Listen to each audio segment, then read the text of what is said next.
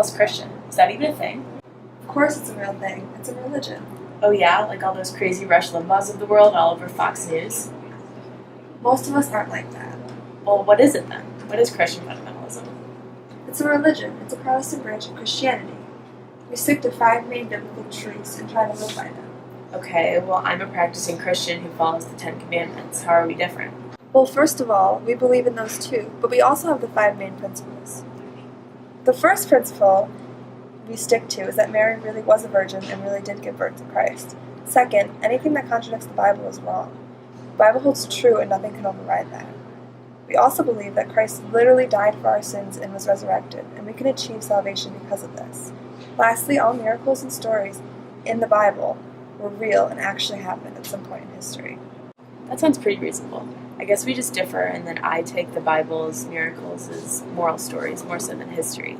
Do you really not believe in biology, evolution, simple science? We really don't. Those things contradict the Bible. They're not necessary. You have a pretty black and white way of looking at the world, don't you? Yeah, it makes it pretty easy to make decisions when you're always choosing between heaven and hell. I guess we're not that different. Well, not really, but you aren't going to have an easy time getting into heaven. It's terrible, but that's why people need to understand. Don't talk about God not being loving or he's loving and how can he do it. Talk about what you've got to do to make sure you're in heaven. All right.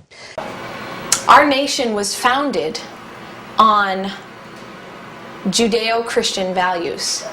We know when things started changing. You know, prayer got taken out of school, and the schools started falling apart. And now the rest of us are going, wait a minute, where is my country? Our firm belief is there are 2 kinds of people in the world. People who love Jesus and people who don't. And I want my kids to grow up knowing, you know what, it's a good thing to be a Christian. A fundamentalist is someone who has a very strong sense of categories, good and evil, black and white, my friends, my enemies. The solution to the problem is my way or the highway.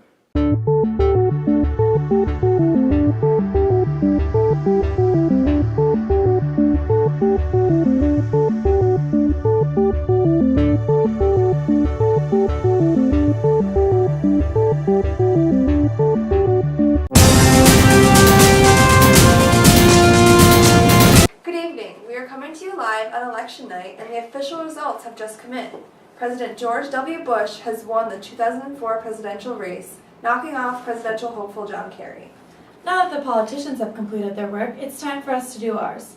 Abby, what sticks out to you the most about this election? Without a doubt, President Bush's conservative voting bloc won this election for him. If you look at his results from 2000, 40% of his vote came from Christian evangelicals. When his poll numbers started looking a little shaky a few months ago, the Bush administration realized that they had to buckle down their voting bloc. Some would say that President Bush introduced religion into the political realm in a way that had never been done before. Let's roll some footage on that. I think that God created the earth, created the world. I think that the creation of the world is so mysterious it requires something as large as an almighty. Governor Bush, a philosopher thinker, and why? Christ, because he changed my heart. Let me ask you some questions about faith, which is a tough subject to talk about. You have called at times this battle against terrorism a crusade. I said it once and probably shouldn't have used that word. It's important to keep in mind, however, that President Bush is by far not the first sitting president to speak openly about his religion. How is this election cycle any different? Well, for starters, all of this election's hot-button issues were issues of immense social change, such as women's reproductive rights and the legalization of gay marriage.